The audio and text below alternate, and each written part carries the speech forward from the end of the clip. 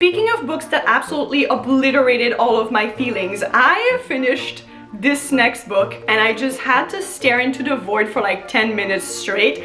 I am not kidding. I literally sat on my bed and stared into space. They just wouldn't talk and express their feelings to one another, and it was so annoying. Hello everybody, it's Sara. Welcome back to my channel. Today I wanted to talk to you about all of the books that I was able to read in the month of February. So I've managed to finish 5 books in the month of February, which seems to be my average these days, but without any further ado, let's dive right into them. The first book that I finished was Something Fabulous by Alexis Hall. Alexis Hall is the author of Boyfriend Material, which I read last year and really enjoyed. So when Cal from Retrieving Books actually told me that they were coming out with a Regency era romance, I knew I had to pick it up. This is a very campy and ridiculous novel in which we follow our main character, Lord Valentine, and he was promised by his father to a young lady, but when she comes of age, when he tries to propose to her, she actually refuses him and runs away from her home. So Valentine then has to go after her with her twin brother Bunny, but as they are roaming the countryside trying to stop Arabella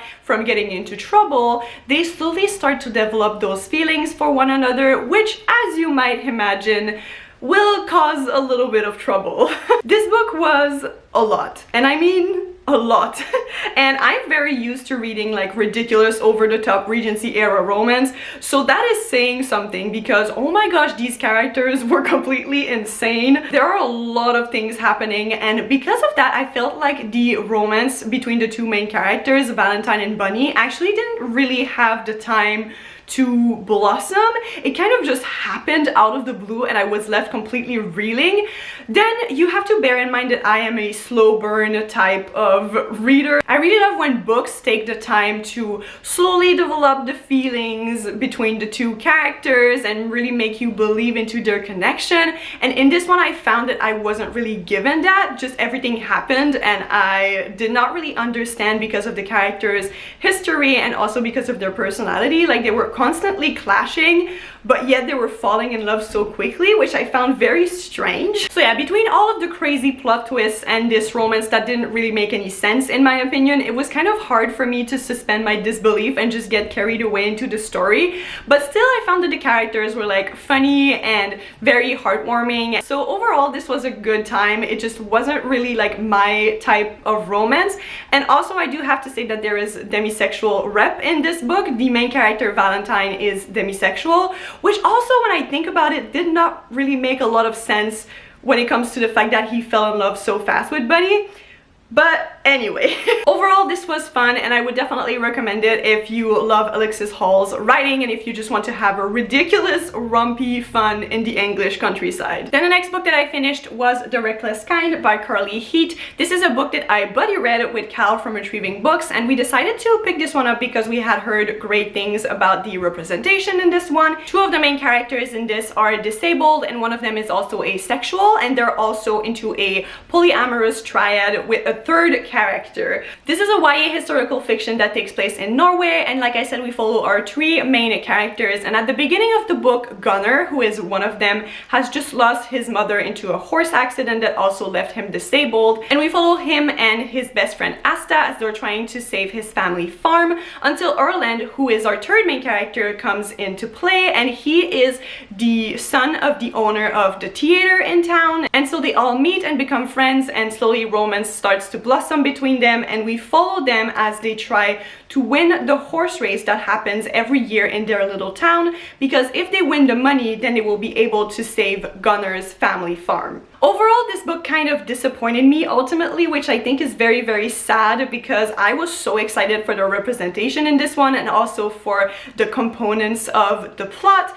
I am a big fan of The Scorpio Races by Maggie Stiefvater, so ever since I read that book, every single time I hear horse race, in the back of my mind there's just like a little bell that rings and I get very excited, but sadly it wasn't really a big part of the plot, and the plot I found was very meandering. Like, nothing much was happening, and yet the characters just always kind of got into these like miscommunication fits that didn't make any sense to me. Like, they just wouldn't talk and express their feelings to one another, and it was so annoying, and yeah, not much was happening. It was kind of all over the place plot wise, and then I also felt like a lot of things were told to us instead of being shown to us, and it was just very frustrating as a reader because I just wanted to experience everything with the characters, but I just kept on being told about things happening instead of living through them with all the characters, which is what you want in a book. So yeah, that was definitely a little bit disappointing about this book, but I still really love the queer representation in this one and how these characters came together to face their town, which also had a lot of prejudices towards them. So that was very beautiful, and I ultimately loved the relationship that there was between these characters, but some of their interactions really annoyed me so much, and I was just very frustrated with them at times. So for a book that relies heavily on these characters, it was just sadly a little bit disappointing to me. But then my reading month got better, thankfully, because I decided to pick up Iron Widow by Chiran J. Sao, and oh my gosh, this book was so good. I had heard so many good things about this one. It is a kind of like sci-fi, fantasy, futuristic novel inspired by Chinese history, and we follow our main character Zetian, who lives into this world where women are kind of like sold as these concubines for those warriors who pilot those giant metal beasts, and the reason why they can do that is because they actually drain the women of their life force. And when our main character's sister actually faces that fate, she decides that she wants to burn the world down. I love this book so much. This is a tale of revenge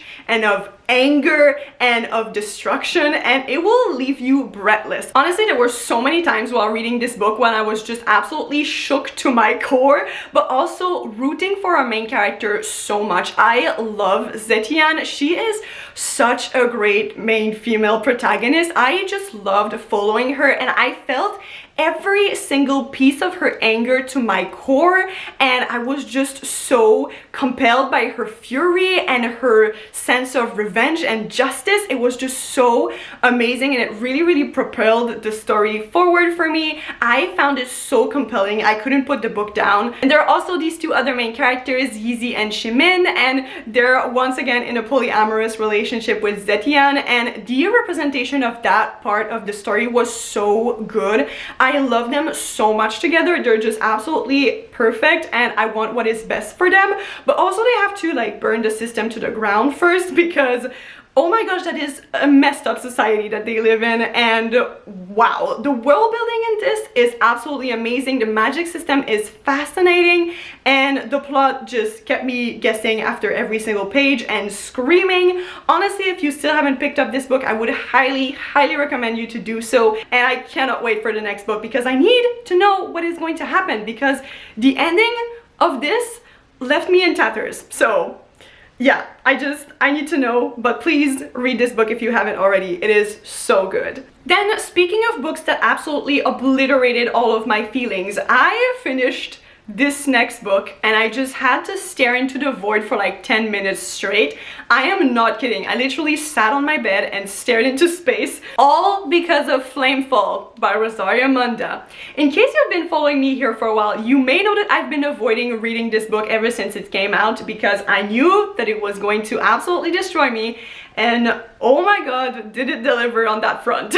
This is the second book into the Aurelian cycle by Rosaria Munda, the first one being Fireborn, which I really enjoyed and reread at the beginning of the year because I knew I finally had to just do it and suffer while reading this one. And in the first book, we follow Lee and Annie, who live in this world in which there are dragon riders. And basically, Dragon Lord ruled this world until they were overturned by a revolution. And Lee and Annie, now in present day, are also dragon riders, but they are in the service of the state.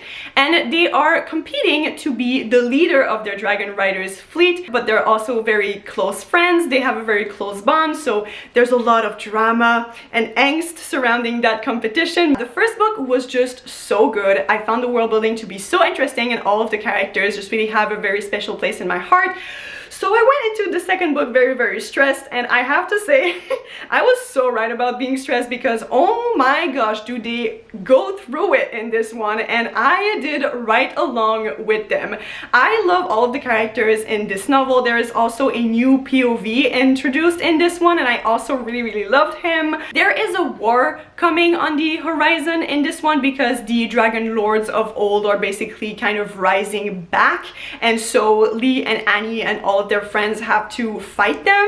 And the anticipation throughout this entire book, let me tell you, I was sitting on the edge of my seat. I couldn't stop reading because I needed to know that all of my babies were going to be okay.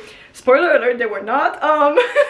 So yeah, it was just so good. There was so much political backstabbing, so much angst, so many complicated relationships between all of these different characters. I love this book so much. It left me reeling. I cannot wait for the third one to completely obliterate me, because I know it will, and I'm also very scared. So yeah, really enjoyed this book. If you want to read a great YA fantasy with dragons, then I would definitely recommend this.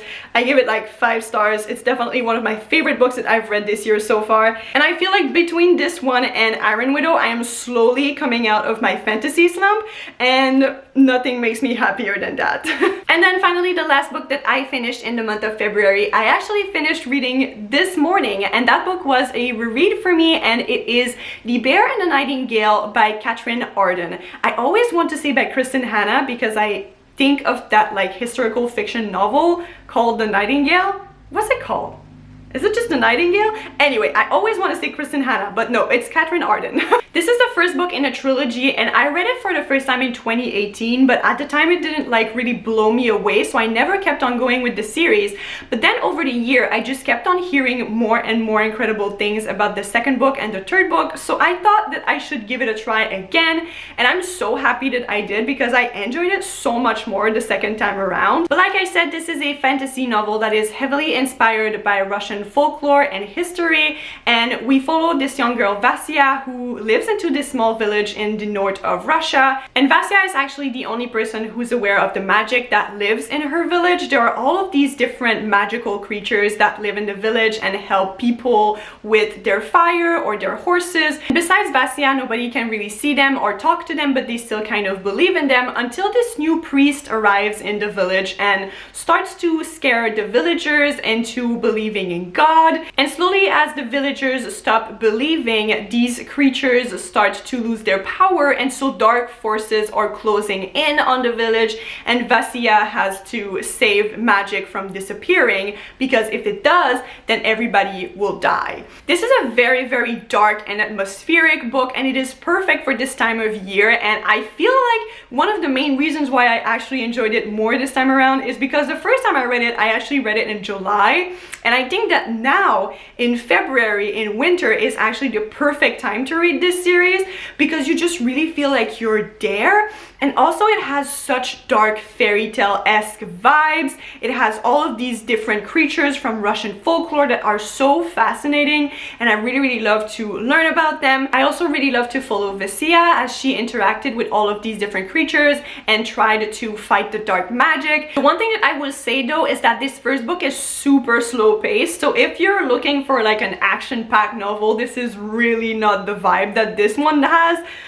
It's really like setting up all of the characters and all of the world building in preparation for the other books, I think. So it's very slow paced, and there is little but no action except towards the end of the book. But if you don't mind that and you love lyrical writing and very dark and atmospheric stories, then I would definitely recommend this one. I've already started the second one, and I'm very excited to see where this series is going to go. Alright, so there we are. These are all of the books that I read in February. I feel like overall it was a good reading month. It definitely started on a little bit of a rough patch, but thankfully I also read a couple of amazing books that completely wrecked my emotions, which I'm always here for.